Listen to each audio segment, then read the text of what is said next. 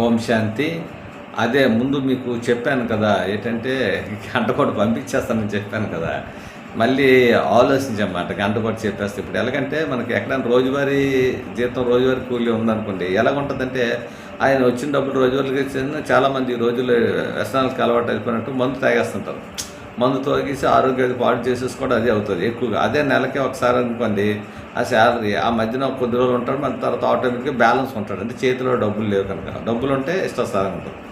అలాగే కూడా ఈ జ్ఞానం ఏంటంటే రోజువారీ ఎలాగైతే పంపిస్తున్నామో మార్నింగ్ పూట ఈ 3 నిమిషాలు ఉంటా, అందులోనే మహామంత్రం ఉంది కనుక అదే మంత్రాన్ని మనం ఎక్కువగా రిపీట్ జై శ్రీరామ్ జై శ్రీరామ్ జై శ్రీరామ్ అనుకుంటుంటే చాలు. కాకపోతే దాని యొక్క శక్తులు, వాల్యుబుల్ ఎంత బలంగా ఉన్నాయో అది ఏ విధంగా మనం పొందుకుంటున్నామో ఆ అనుభూతులు మీతో పాటు షేర్ చేస్తున్నాం కనుక చెప్తున్నమాట.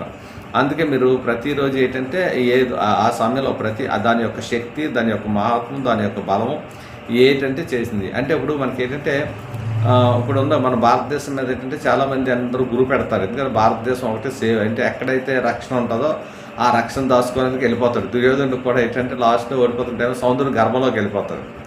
ఎవరెక్కడికి వెళ్ళిపోయినా శ్రీకృష్ణుడు తెలుసు కదా, తెలిసి అక్కడ ఉన్న వాళ్ళు కూడా అతను పైకి లాగుతారు. ఎందుకంటే వీళ్ళకి మాట ఇచ్చాడు, వీళ్ళకి రాజ్యాన్ని ఇస్తానన్నాడు కదా, ధర్మస్థాపన చేస్తానన్నాడు. అందుకే ధర్మస్థాపన చేస్తానన్నట్టే మొట్టమొదటి పెద్దవాడు ధర్మరాజు.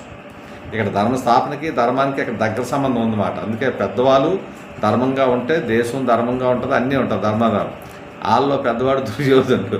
అతను ఏంటంటే దురహంకారంతో ఉన్నాడనమాట, స్వార్థంతో ఉన్నాడనమాట. అంతా నాకే కావాలి, అంతా నేనే ఉండాలి, అంతా నేను ఈ ప్రపంచానికి కావాలి. ఈయన ఏంటంటే అటువంటి ఆశలు, అవకాశాలు ఎటువంటి నిస్వార్థ భావంతో ఉండేవాడు. అందుకే ధర్మం అనేటప్పుడు నిస్వార్థంతో ఉండాలి, స్వార్థంతో ఉండకూడదు. స్వార్థంతో ఉన్నప్పుడు నువ్వు ఎవరికి ఏది దక్కనువ్వు, ఎంతైనా ఆశకు అంతు లేదు, అంతా నాకే కావాలంటాం. అందుకే ఏంటంటే అది ఇది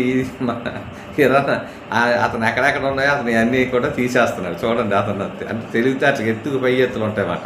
అచ్చా అలాగే ఏంటంటే మీరు ప్రతిదీ కూడా రోజుకి మార్నింగ్ పూట పంపిస్తుంటాం.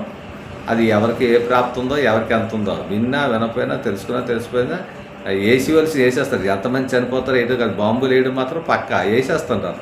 అంతేగాని ఆలోచిస్తే అలాగే ఇది పరమాత్మ జ్ఞానం చెప్పిండు. ఎవరు వింటున్నారో చేస్తున్నారు, ఇది విని దీన్ని రిపీట్ చేసుకొని బుద్ధిలో పెట్టుకున్నారు మహాత్ములు, మహాధన్యులు.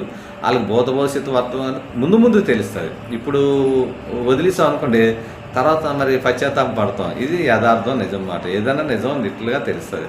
జై శ్రీరామ్, జై శ్రీరామ్, జై శ్రీరామ్.